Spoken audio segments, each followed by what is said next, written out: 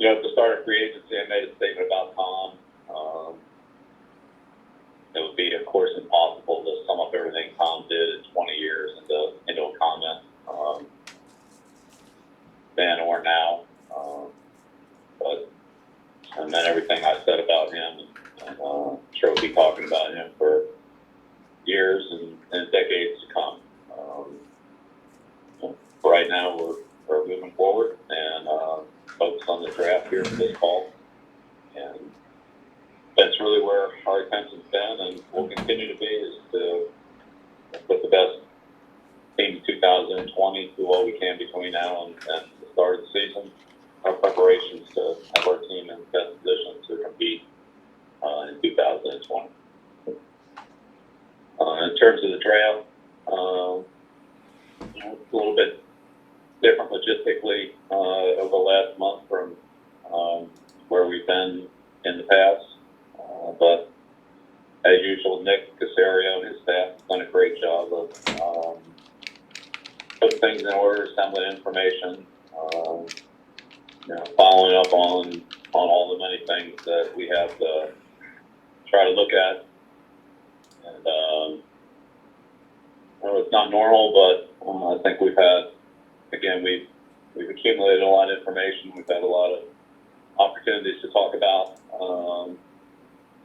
all the players and all the other things that are involved here in this process, and there'll be more as we go forward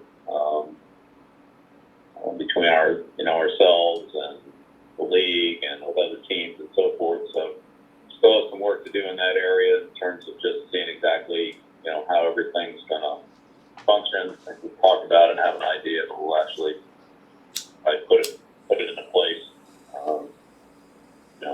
early next week and just see exactly how it's going to go. But I'm sure that it's all well thought out and organized from a league standpoint, and we'll just do our part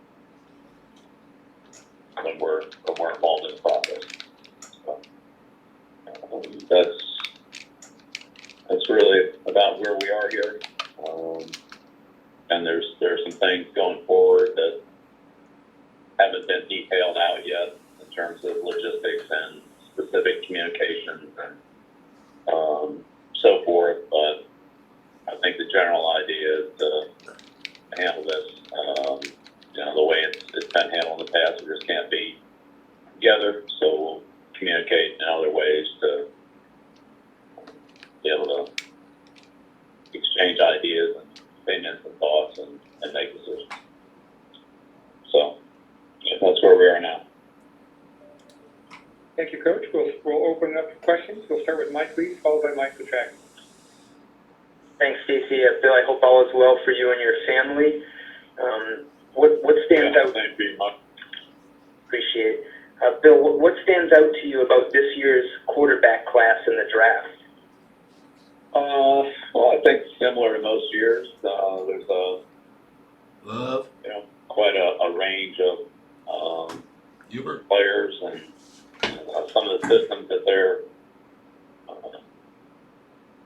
they play in college are different either than what we run or what traditional NFL systems would look like, and some are more closely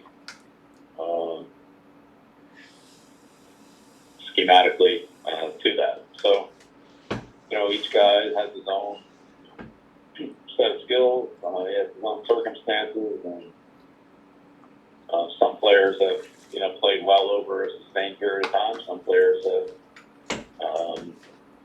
had an exceptional year in the past year or two, maybe 2019, some cases 2018. Joe Burrow. And then, for whatever the reasons were, the 2 years didn't quite match up. But that's, I'd say about the way it always is. There are always a variety of things you have to try to put together and look at, but certainly there's a lot of interesting players and guys that have really good arms, can really throw the ball, some very athletic players, and players that have won a lot of games and have shown their competitiveness and instinctiveness. So, wins don't matter. Interesting group, and probably one that has decent depth to it. Thank you. Next question, Michael Tracker, followed by Mike Giardi. Thank you, Stacy. Good afternoon, Bill. Trust you're staying safe. Yeah, likewise, you too. Yes, thank you. Obviously, getting to know prospects has always been a big part of player evaluation with you and Nick and the whole organization. I'm curious how much you have used technology, whether it's Zoom or Skype or teleconferencing, to get to know these players, and how much can you how much do you have to sacrifice in terms of trying to get to know a player, knowing it's not going to be the same as going to a pro day or meeting them face to face? Yeah, right. Yeah, Mike, that's an interesting question, and you know, it's a little bit different than the way we've done it in the past with the 30 visits and the pro days and so forth. But all the teams are working with the same, constraints, and so I think we've probably talked to as many, if not more, players than we have in the past. You know, when you're not traveling and you're just sitting at a desk and or sitting in a room wherever we are.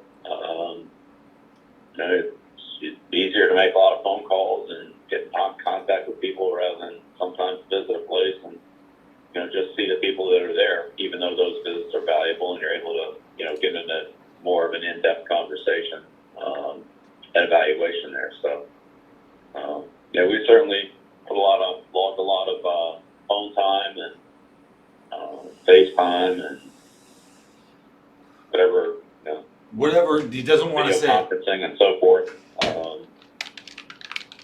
And, again, I think for the most part, we've all adjusted to that and, try to take advantage of the opportunity that we have to do those things.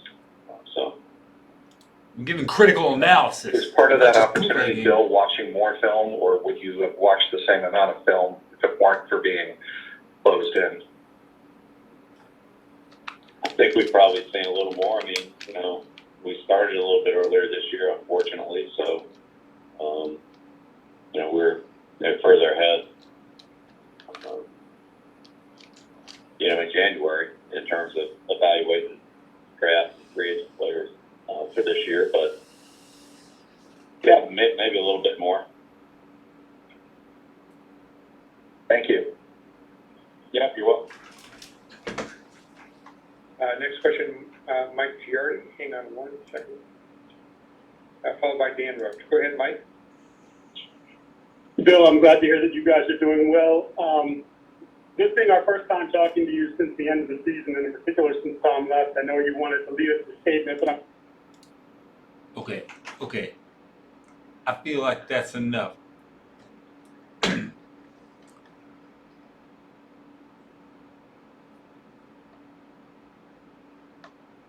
Zoom, huh? Zoom's gonna kill YouTube? Is that Zoom's gonna kill Twitter?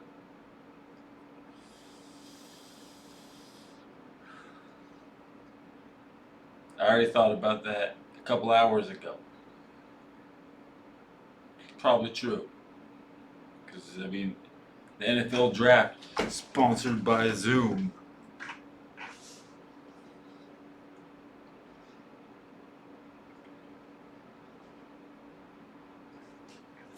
It is what it is. I see the Bengals trading with Dalton like CBS suggests. We're not taking Joe Burrow. We're going to keep Andy Dalton because Bill Belichick wants him. The Patriots are going to take whatever quarterback is on the board. Probably Tua. Very good chance. But he's not ready. Tua is not ready. The Patriots want a guy that's ready, and they better off with Cam Newton. Whoa! We'll see. Hey, it's 4:27 in the morning. I wanted to make another video because I have not doing anything else. Going to school. I'm schooling myself all day long. Okay, that's right. May 9th, we're due the complete NFL schedule in less than a month. The draft ain't shit. The draft doesn't mean diddly dick, unless the quarterback's on the board, and that's the case. So, as they said, Miami about to get a new quarterback. The AFC East has no quarterbacks. Nobody knows who's starting anywhere. The Patriots don't know. I think I watched some Josh Dobbs video today. I was embarrassed. He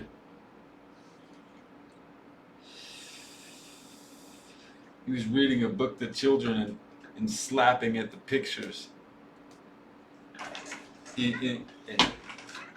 I immediately unsubbed it.